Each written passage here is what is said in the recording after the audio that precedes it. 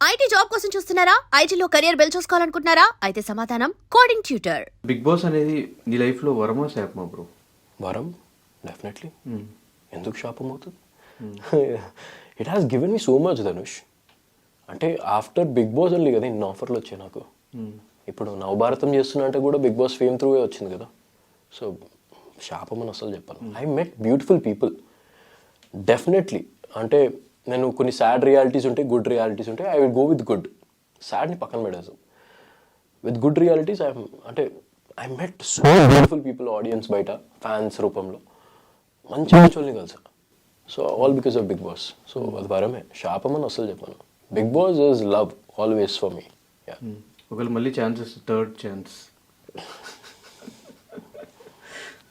అంటే లేదు బ్రో. అంటే తెలుగు నో ఛాన్స్, కన్నడ మళ్ళీ లేదు లేదు. అంటే no, I'm not interested. I'm interested somewhere in reality shows and if it's worthy definitely I do a reality show, worthy reality shows. కానీ BB జోడీలో విన్నర్ అవుతాడు అనుకున్న టైంలో బయటకు వచ్చేసరికి నాకు కడుపుకి ఇక్కడ స్వెల్లింగ్ అయింది, ఇక్కడ పస్ ఫామ్ అయ్యి డాన్స్ పర్ఫార్మెన్స్తో పస్ అంతా బ్రేక్ అయింది. తేజుది ఒక లిఫ్ట్ ఉంటుంది, లిఫ్ట్ ఇచ్చినప్పుడు కాలు దాకింది, బ్రేక్ అయిపోయింది అండ్ పస్ కారుతూనే ఉండే బ్లడ్. వ్యానిటీ వన్ దగ్గరికి వెళ్ళి చూస్తే బ్రేక్ అయిపోయింది. ఇంత పెద్దగా ఉండదు ధనుష్. అదే వెంటనే హాస్పిటల్కి వెళ్ళి దాన్ని కట్ చేయించి తీపిచ్చి ఆ పెయిన్తో కూడా డ్యాన్స్ ఆడాను నేను సమ్వేర్. అండ్ రాసి పెట్టలేదేమో నాకు. అంటే నువ్వు కష్టపడాలి, అక్కడ దాకా జనాలకు చూపించాలి, దాని తర్వాత వెళ్ళిపోవాలి. కానీ ఎందుకు ప్రతిసారి రియాలిటీ షోస్ ఎలా అవుతున్నాయి బ్రో నీ లైఫ్లో? అక్కడ దాకా వచ్చిపోతుంది, రియాలిటీ కదా.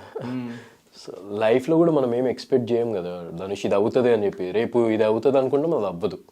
So same thing with reality game shows, shows కూడా unexpected things might happen. Some time నేను ఎక్స్పెక్ట్ చేయండి నాకు అయింది. బట్ ఇక్కడ నువ్వు ఒక్కడే కాదు కదా, నీతో పాటు ఒక పార్ట్నర్ కూడా ఉన్నారు తేజు. తను ఇదేంటి ఆఫ్టర్ మీకు ఇట్లా అయిన తర్వాత she felt bad and somewhere like నేను ఇప్పుడు తేజుకు వేరే పార్ట్నర్ ఇస్తా అంటే కూడా చేయను అన్నది. నేను అఖిల్తోనే చేస్తా అని చెప్పింది.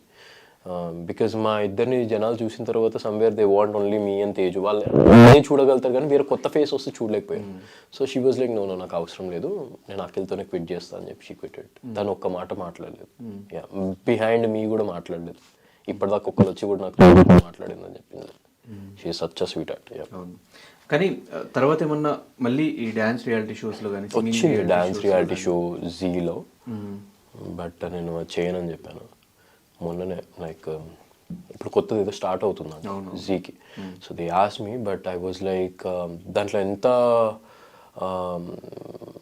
ప్రెషర్ ఉంటుంది నాకు తెలుసు, ఎన్ని రిహార్సల్స్ నాకు తెలుసు.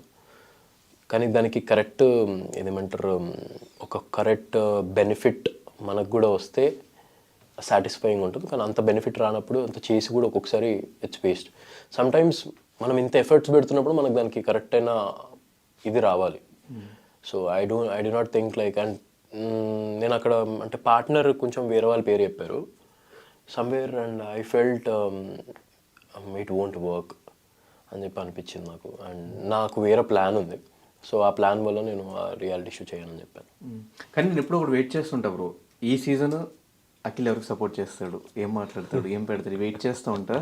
ఏంటి బ్రో ఎవ్రీ సీజన్ ఎవరో ఒకరు సపోర్ట్ చేస్తూ చూస్తే ఈ సెలబ్రిటీస్ ఏం సంబంధం లేకుండా కామన్ మ్యాన్ అయి ఉంటాడు. ఏంటి అసలు క్యాలిక్యులేషన్స్ ఏంటి? ఎలా కామన్ మ్యాన్ ఉంటాడు?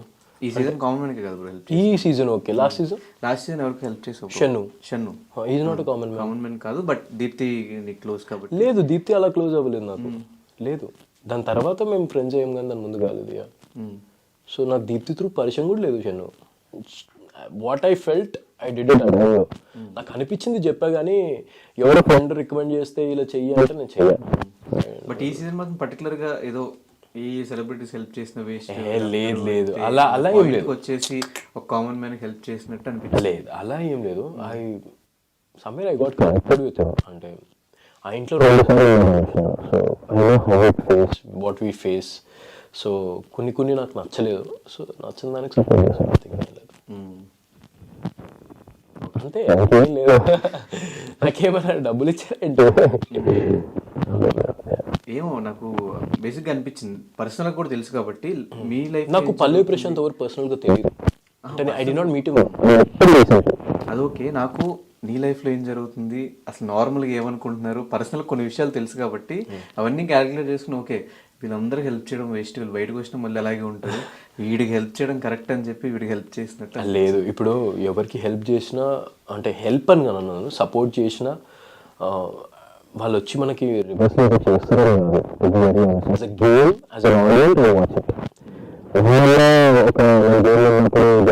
చూసి సపోర్ట్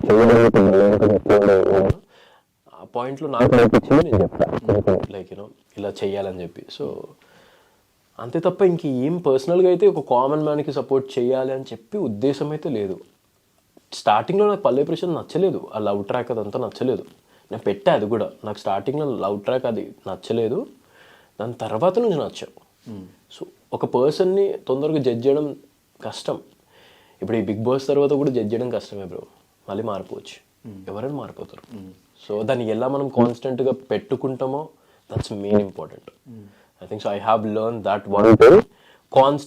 అంటే కాన్స్టెంట్గా నువ్వు ఎలా అయితే మెయింటైన్ చేసుకుంటూ వస్తావో నీ లైఫ్ స్టైల్, నీ బిహేవియర్, నీ character, whatever it is, it depends on you.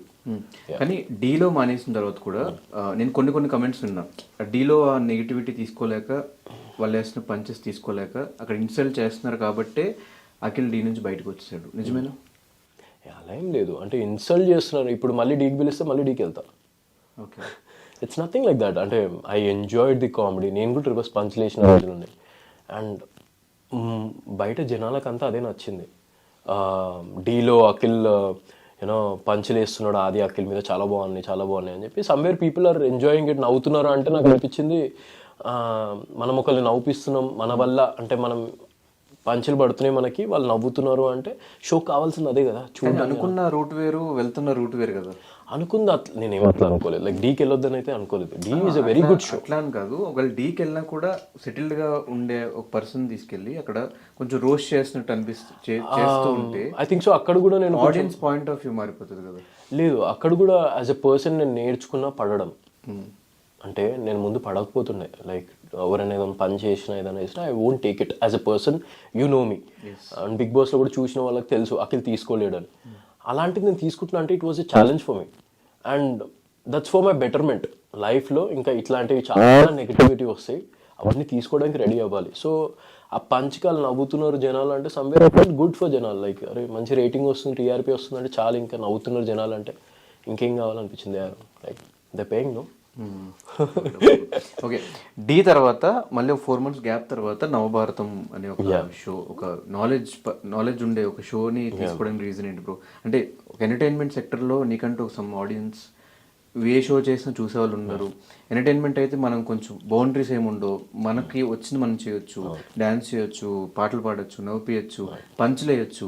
But ఇది ఒక ఎడ్యుకేషన్కి సంబంధించి, దీనికి కంప్లీట్ నాలెడ్జ్ ఉండాలి. అండ్ వచ్చిన గెస్ట్కి కొంచెం అటు ఇటు కూడా ఏం చేయకుండా చూసుకోవాలి. ఇంత పెద్ద షోని ఆ భుజాల మీద వేసుకోవడం, ఇంత చిన్న ఏజ్లో నేను చేయగలనా లేదా అన్న పాయింట్ ఏం రాలేదా బ్రో? డెఫినెట్లీ వచ్చింది. ఫస్ట్ నాకు ఆ షోకి అప్రోచ్ అయినప్పుడు నేను వాళ్ళని అడిగిన question why me, first question అని అడిగా. సో వాళ్ళు నాకు ఇచ్చిన ఆన్సర్ ఏంటంటే, I have seen your debates, I have seen your videos regarding anything in social media, regarding social service. చాలా సందర్భాల్లో నువ్వు ముందుకు వచ్చావు, నువ్వు చాలా మంచిగా మాట్లాడావు.